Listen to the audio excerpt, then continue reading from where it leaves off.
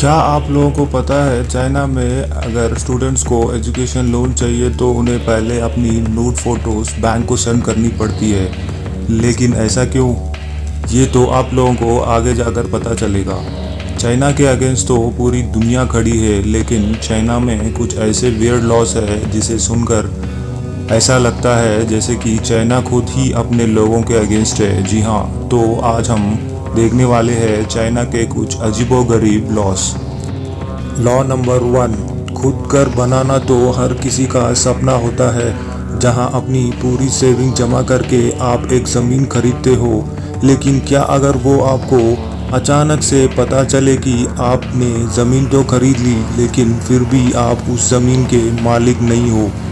तो हाँ, यही होता है चाइना में, जहाँ घर के ओनर्स खुद अपनी ही जगह के मालिक नहीं होते, क्योंकि इसका रीज़न है कम्युनिज़्म। जी हाँ, चाइना में जितना भी लैंड है उसमें से ज़्यादातर तो लैंड चाइनीज़ गवर्नमेंट ओन करती है। यानी कि अगर आप चाइना में घर बनाओ तो वो घर आपका होगा, लेकिन आपकी खरीदी हुई जगह के मालिक होंगे चाइनीज़ गवर्नमेंट। चाइनीज़ गवर्नमेंट ये लैंड लोगों को 20 से 70 सालों के लिए लीज पे देती है, और ये पीरियड ख़त्म होने के बाद अगर आप घर बेचते हो, उसमें से मिले हुए रकम का 1/3 आपको गवर्नमेंट को देना पड़ता है। Law number 2, pornography. ये कई कंट्रीज़ में इलीगल है, लेकिन चाइना में तो इसके अगेंस्ट कुछ ज़्यादा ही स्ट्रिक्ट लॉस है। चाइना क्रिमिनल लॉ के अंडर पोर्नोग्राफी प्रोड्यूस करना, उसे प्रमोट करना और सेल करना पूरी तरह से बैंड है। अगर कोई ये करते हुए पकड़ा गया तो उसे लाइफ टाइम की जेल हो सकती है। लॉ नंबर 3, जैसे कि दुनिया भर में फूड सेफ्टी रेगुलेशंस का लॉ है, वैसे ही आई डाउट कि चाइना को इसके बारे में पता भी है या नहीं, क्योंकि चाइनीज़ लोग तो लिटरली कुछ भी खा लेते हैं। इतना कुछ कि आज पूरे दुनिया घर में बैठी है। चाइना में फूड सेफ्टी रेगुलेशंस पर ज़्यादा ध्यान नहीं दिया जाता, या शायद बिल्कुल भी नहीं दिया जाता, क्योंकि 2 साल पहले ये न्यूज़ आई थी कि चाइना में कुछ स्मगलर्स 1 लाख टन का पुराना मीट बेच रहे थे। अब आप ये सुनकर चौंक जाओगे कि ये मीट 2 या 3 साल पुराना नहीं, बल्कि 40 साल पुराना था, और ये स्मगलर्स तो इतने आलसी थे कि उस मीट की पैकेजिंग डेट तक उन्होंने नहीं छुपाई, जो कि वो मीट 1970s की थी। लॉ नंबर 4, डेथ सेंटेंस यानी मौत की सज़ा किसी भी क्राइम के लिए सबसे बड़ी सज़ा होती है, लेकिन चाइना में इसे कोई भी ठीक से रेगुलेट नहीं करता, और यहाँ की भी छोटी मोटी क्राइम के लिए और कई बार क्रिमिनल्स के साथ साथ इनोसेंट लोगों को भी मौत की सज़ा दी जाती है।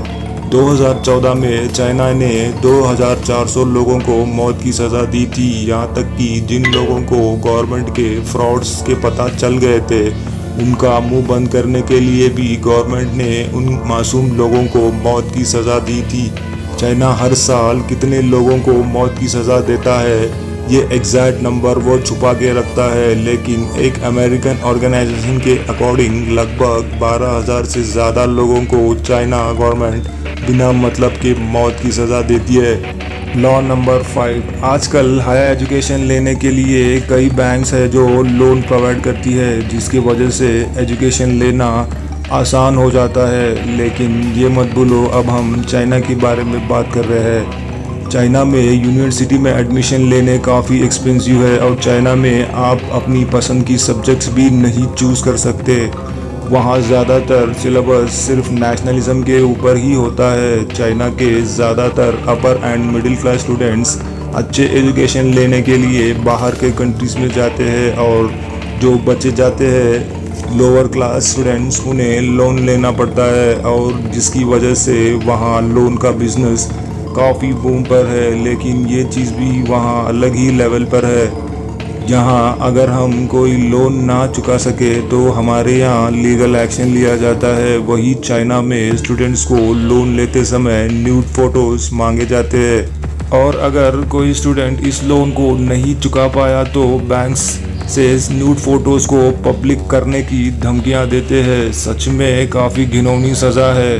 आप लोगों को क्या लगता है, क्या ऐसी लॉ सच में एग्जिस्ट करनी चाहिए?